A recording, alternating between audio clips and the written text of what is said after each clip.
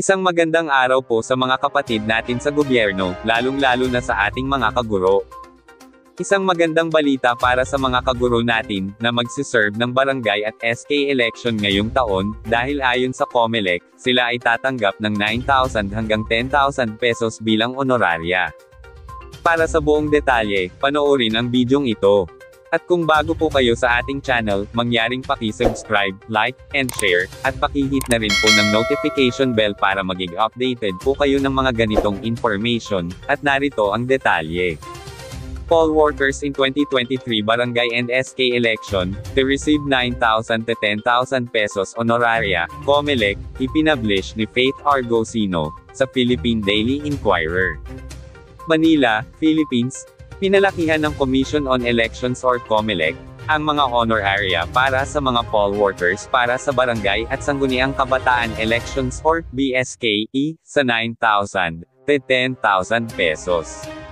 Sinabi ni COMELEC Chairman George Garcia na itinaas ng poll body ang mga allowances at benepisyo ng Chairman ng Electoral Board or EB, mula 6,000 pesos hanggang 10,000 pesos, habang ang mga miyembro nito mula 5,000 hanggang 9,000 pesos.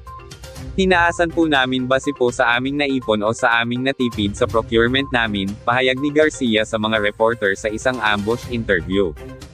Bukod dito, sinabi ng COMELEC chief na bibigyan ng karagdagang 2,000 pesos ang mga poll workers kung saan magkakaroon ng plebisito, tulad sa San Jose del Monte City, Bulacan, pati na rin sa mga lungsod ng Muntinlupa at Naga, kung saan magkakaroon ng maagang oras ng botohan sa ika-30 ng Oktubre mula alas 5 ng umaga hanggang ika-7 ng umaga para sa mga senior citizens, buntis na kababaihan, at mga taong may kapansanan. Bukod pa sa mga ito, magbibigay din ang komisyon ng mga benepisyo sa mga pamilya ng mga poll workers na namatay dahil sa mga panganib na kaugnay ng eleksyon na nagkakahalaga ng 500,000 pesos, at tulong medikal na nagkakahalaga ng 200,000 pesos para sa mga nagkasugatang o nagkasakit sa pagganap ng kanilang mga tungkulin.